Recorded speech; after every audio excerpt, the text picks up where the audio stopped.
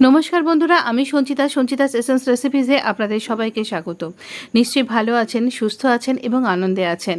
চলুন ভেজ বিরিয়ানি দেখুন কতটা ঝরঝরে, আর একদম সমস্ত সবজিগুলোর রং কিন্তু একদম ঠিকঠাক আছে, সবুজই আছে, লালই আছে। আর এগুলো কি দিয়েছি চলুন আমরা রেসিপিতেই দেখে নেব কিভাবে আমি এটা তৈরি করলাম। আপনি শুধু দেখুন এখানে আমি কতটা ঝরঝরে করে তৈরি করেছি এই রকম ভেজ বিরিয়ানি। আপনি যেদিনকে নিরামিষ খাচ্ছেন সেদিনকে এই রকম একটা বিরিয়ানি রেসিপি অবশ্যই ট্রাই করুন। এরকম একটা সুন্দর ঝরঝরে একটা সুন্দর বিরিয়ানি কিন্তু তৈরি হয়ে যাবে। দেখুন তলার দিকেও কিন্তু কিচ্ছু লেগে নেই। আমরা খুব সহজেই, খুব ইজি প্রসেসে এবং সত্যিই খুব অল্প সময়ের মধ্যে কিন্তু তৈরি হয়ে যাবে এই রকম সুন্দর একটা ভেজ বিরিয়ানি। এখানে খুব সামান্য ইনগ্রেডিয়েন্টস লাগছে আর তৈরি হয়ে যাবে সুস্বাদু একটা সুন্দর রাইস আইটেম। যেদিনকে আপনি নিরামিষ খাচ্ছেন সেদিনকে এই রকম একটা সুন্দর রেসিপি ট্রাই করুন। ক্যাপসিকাম, গাজর, মটরশুঁটি আর এখানে আমি কিছুটা কাঁচা লঙ্কা নিয়েছি, আপনার স্বাদ অনুযায়ী আপনি নিন। আর আমি নিয়েছি হোমমেড পনির, দেখতেই পাচ্ছেন এখনও চিজ ক্লথের মধ্যে বাঁধা রয়েছে। এখানে আমি পনিরগুলোকে টুকরো একটু বড় টুকরো করে কাট করব। এখানে গ্রামে তো বলতে পারবো না, এখানে মোটামুটি আমি 3 প্যাকেট দুধকে ছানা কাটিয়ে নিয়েছি, নিয়ে এভাবে শিলচাপা দিয়ে পনির তৈরি করে নিয়েছি। পনির একদম হোমমেড পনির কিভাবে আপনি তৈরি করবেন আমার রেসিপি আমি আবার দিয়ে দেব। এখানে তেল গরম করতে দিয়েছি, এখানে আমি সাদা তেল নিয়েছি। আপনি ইচ্ছা করলে এখানে ঘি দিয়েও তৈরি করতে পারেন, কিংবা তেল ঘি দুটো একসাথে মিশিয়েও কিন্তু তৈরি করতে পারেন। আমি এখানে পনিরকে একটু ভেজে নেব, দেখতেই পেলেন কাট করলাম আর একটু এখানে ভেজে নিচ্ছি। ভেজে নিলে পারে একটা সুন্দর টেক্সচার তৈরি হয়ে যাবে, খেতে খুব ভালো লাগবে। আর এমনি আপনি ব্যবহার করতে পারেন, কিন্তু তাহলে গলে যাবার একটা ভয় থাকে, মিশে যেতে পারে, ঘেঁটে যেতে পারে। এবার তেলে দিচ্ছি কিছু গরম মশলা, এখানে জিরে, গরম মশলা ছাড়াও জিরে দিচ্ছি আমি, আর 2 রকম এলাচ, দারচিনি, লবঙ্গ, তেজপাতা। এইভাবে ফোড়নটার একটু সুন্দর গন্ধ বেরোতে শুরু করলেই আমি দিয়ে দেব এই কেটে রাখা সবজিগুলো।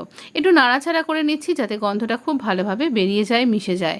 এখানে সমস্ত সবজিগুলো আমি এই রকমভাবে কেটেছি, আপনি আপনার মতন করে কাটতে পারেন, মানে ডাইস করেও কাটতে পারেন, আমি যেরকম লম্বা করে কেটেছি। এখানে ভেজ মানে কিন্তু পুরোই ভেজ, আমি পেঁয়াজ রসুন কিচ্ছু কিন্তু দিচ্ছি না। আপনি অবশ্যই যেদিনকে নিরামিষ খাবার দাবার খাচ্ছেন সেদিনকে কিন্তু অবশ্যই ট্রাই করতে পারেন। এই রকম নবরাত্রির দিনেও কিন্তু আপনি ট্রাই করতে পারেন, অবশ্যই খুব ভালো লাগবে। এখানে দিয়ে দিচ্ছি এই রকম মটরশুঁটি, না ফ্রোজেন মটরশুঁটি নয়, ফ্রিজে থেকে এই রকমভাবে অঙ্কুর বেরিয়ে গেছে। এগুলোকেও আমরা জাস্ট একটু সতে করে নেব।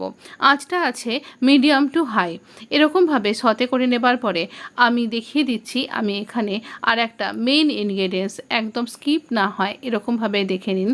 এখানে আমি নিয়েছি 1 কাপ টক দই, হলুদ, নুনটা অবশ্যই মিশে গেছে দইয়ের মধ্যে, আর বিরিয়ানি মশলাটা আমার বাড়িতে তৈরি।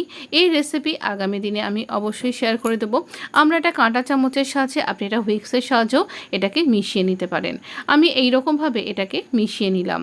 এখানে আঁচটাকে আমরা একদম কমিয়ে দিলাম যাতে আমরা দইটা দিলে দইটা ফেটে না যায়। এবার এই দইটা দেবার পরে আমরা সমস্ত কিছুকে একসাথে খুব ভালো করে মিশিয়ে নিচ্ছি। এটা এর সাথে মিশে গেল। এবারে দিয়ে দিচ্ছি এই পনিরগুলো দিয়ে আমরা খুব একটা বেশি নাড়াচাড়া করব না যাতে পনির না ভেঙে না যায়। এরপরে আমরা দিয়ে দেব বাসমতি চাল।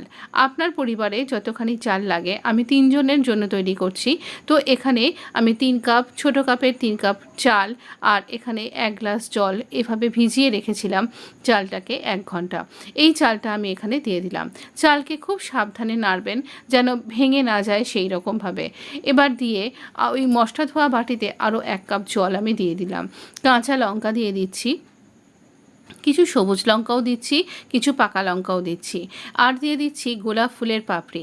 আপনার কাছে গোলাপ ফুলের পাপড়ি না থাকলে এখানে স্কিপ করতে পারেন, কিন্তু ওই যে কালারগুলো আপনি দেখলেন সেই কালারগুলো কিন্তু গোলাপ ফুলের পাপড়ি থেকেই এসেছিল।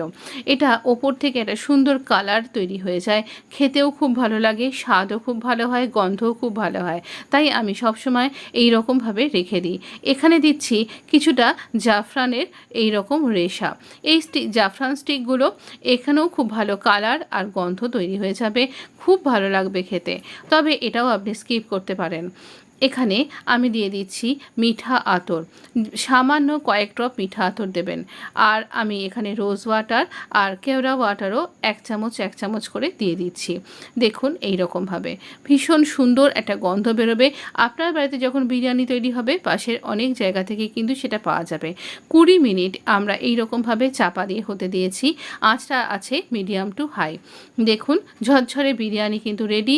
আর এই গোলাপ ফুলের জন্য এত সুন্দর কিন্তু পাপড়িগুলো থেকে রং ছেড়েছে, কি সুন্দর দেখতে লাগছে তাই না? কতটা ঝরঝরে হয়েছে দেখতেই তো পাচ্ছেন, আর তলার দিকেও কিচ্ছু লেগে যায়নি। আপনিও আর দেরি না করে এত সহজ রেসিপিটা বাড়িতে অবশ্যই ট্রাই করুন। যেদিনকে আপনার বেশি কিছু রান্না করতে ইচ্ছা করছে না সেদিনকে অবশ্য করেই ট্রাই করুন।